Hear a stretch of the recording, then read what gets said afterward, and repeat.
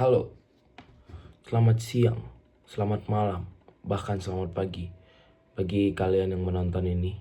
Waktu pagi, siang, dan malam bebas. Aku Clinton Tera 24021.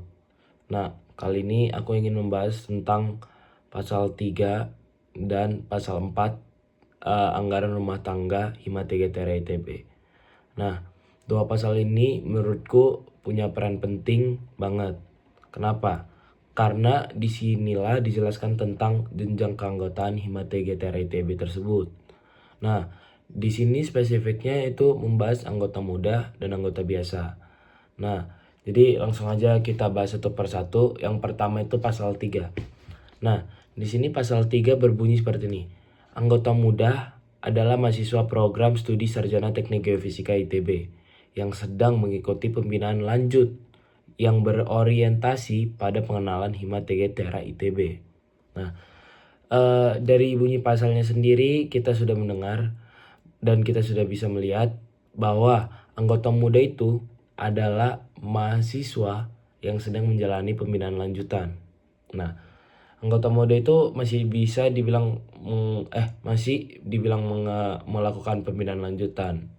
Tahap ini penting banget karena disinilah seseorang mulai benar-benar mengenal Hima TGTR ITB itu apa. Bukan cuma dari luar, tapi dari nilai-nilainya, budayanya, terus sistem organisasinya, cara bekerjanya gitu. Anggota muda bisa dibilang sedang berada di masa peralihan. Mereka itu bukan lagi calon anggota, tapi juga bukan anggota penuh gitu. Jadi mereka ini di tahap ini mereka sedang belajar untuk memenuhi tanggung jawab dan semangat kebersamaan dalam organisasinya gitu. Oke, aku lanjut ke pembahasan pasal 4. Nah, di pasal 4 ini berbunyi anggota biasa adalah mahasiswa program studi sarjana teknik geofisika ITB yang telah selesai mengikuti pembinaan lanjut oleh Hima TGTR ITB. Nah, anggota biasa itu berarti dia sudah selesai dalam proses pembinaan lanjutan, jadi dia sudah menjadi anggota tetap gitu. Nah, jadi setelah anggota muda menyelesaikan pembinaan lanjutan, itulah anggota biasa. Nah, anggota biasa ini juga punya hak dan tanggung jawabnya sendiri di himpunan. Mereka sudah dianggap paham nilai-nilai organisasi dan bisa berpartisipasi aktif gitu dalam kegiatan Hima TGTR ITB, baik dalam pengambilan keputusan kah, menjalankan proker-proker kah, atau bahkan jadi pengurus-pengurus buat selanjutnya untuk ke adik-adiknya. Nah, intinya gini dah, status anggota biasa ini bisa menunjukkan bahwa seseorang sudah benar-benar bisa berkontribusi lah untuk di Hima TGTR ITB. Sudah kayak ditempa untuk bisa mengambil keputusan yang baik dan siap untuk berkontribusi dalam membantu mengembangkan Hima TGTR ITB atau bahkan menetapkan kejayaannya. Nah, selanjutnya menurutku ya, kalau dari aku sendiri, kedua pasal ini yaitu di pasal 3 dan pasal 4 berada menurutku.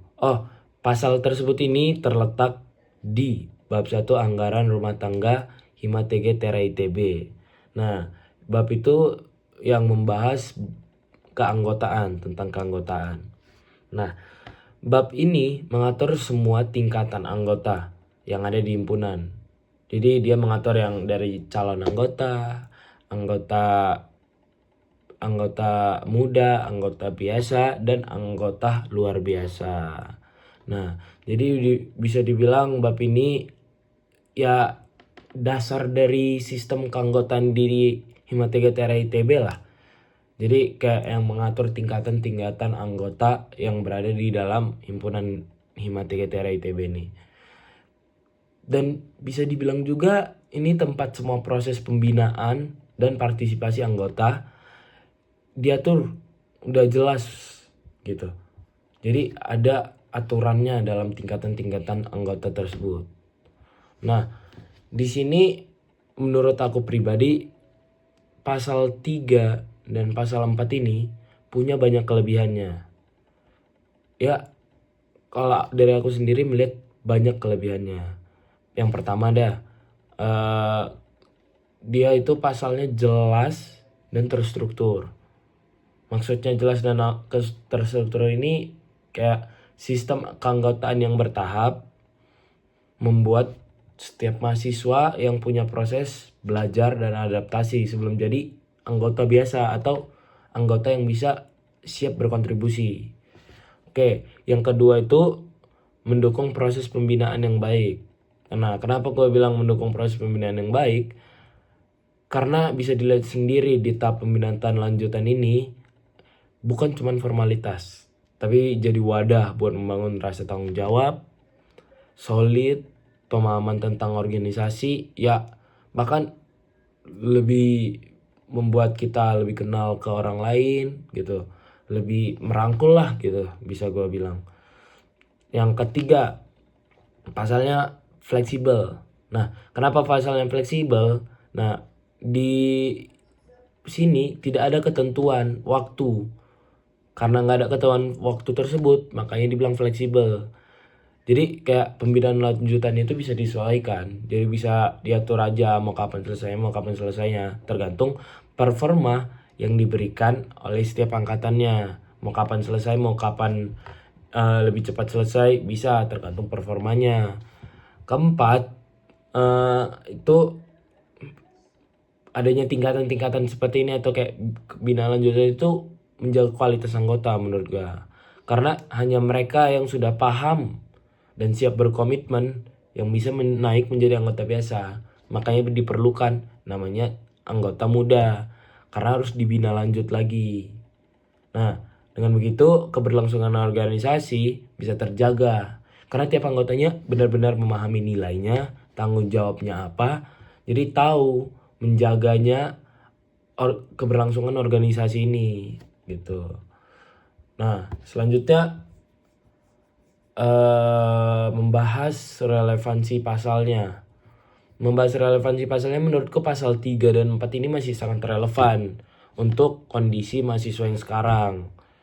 Nah, kenapa? Di tengah banyaknya kegiatan akademik, non-akademik, sistem keanggotaan ini seperti membantu mahasiswa untuk tetap punya waktu mengenal organisasi dengan baik sebelum aktif sepenuhnya gitu. Tahap pembinaan lanjut juga menjadi wadah kan untuk mempererat hubungan antara anggotanya, membangun solidaritasnya juga mengenalkan nilai-nilai kastera yang kita tidak tahu lah atau orang belum tahu seperti kayak kekeluargaan, profesionalisme, semangat, tingkat tinggi, kontribusi gitu. Jadi meskipun pasal ini sudah ada sejak lama, isinya tetap sesuai dengan kebutuhan gitu. Menurutku tidak ada bagian perlu diubah dari pasal ini karena aku jujur juga cukup setuju dengan pasal tersebut. Tinggal bagaimana kita menjalankan semangat yang terkandung di dalamnya dengan konsisten. Baru pasal ini tidak perlu diubah. Terus pasal ini juga bisa dirubah. Walaupun menurutku tidak perlu diubah, tetap penting tapi kita mengetahui mekanismenya buat perubahan pasal kalau misalnya dibutuhkan. Nah, mekanismenya untuk merubah pasal ini diatur di bab 11 ART. Pasal 51 dan 52. Oke, intinya gini, perubahan bisa diajukan oleh 5 anggota biasa atau lebih. Jadi kita harus menjadi anggota biasa dulu baru bisa mengajukan perubahan. Nah, kemudian itu dibahas di MA. MA itu apa? Musyawarah anggota. Nah, musyawarah anggota ini merupakan forum tertinggi di Himategetera ITB. Jadi semua pembahasan itu yang penting-penting dibicarakan di MA. Nah, perubahan baru bisa disahkan kalau disetujui oleh 2/3 anggota biasa yang hadir. Wajib disetujui 2/3 oleh anggota biasa yang hadir. Nah, tapi untuk pasal 3 dan 4 ini sih menurut aku pribadi belum ada alasan yang kuat sih untuk diubahnya. Karena memang masih penting menurut aku adanya bina lanjutan atau anggota muda. Ya, pasalnya masih berfungsi dengan baik dan mendukung pembinaan anggota yang sesuai yang diharapkan. Nah, oke, dari pembahasan yang telah gue bahas tadi, bisa gue simpulkan kalau pasal 3 dan 4 ART Hima 3 Tera ITB ini bukan cuman mengatur soal keanggotaan, tapi juga menggambarkan bagaimana proses pembentukan karakter, tanggung jawab, dan rasa memiliki dalam organisasi. Ya, kalau dari pengertian dan pemahamanku sih pasal ini sudah cukup ideal sih dan lumayan relevan dengan kondisi mahasiswa. Bukan lumayan, bahkan relevan dengan kondisi mahasiswa saat ini. Jadi tidak perlu diubah. Yang penting sekali lagi gue ingatin bagaimana kita mengubah anggota biasa bagaimana kita sebagai anggota biasa menjalankan nilai-nilainya dengan baik dan meneruskan semangat Tera yang sudah ada sejak lama.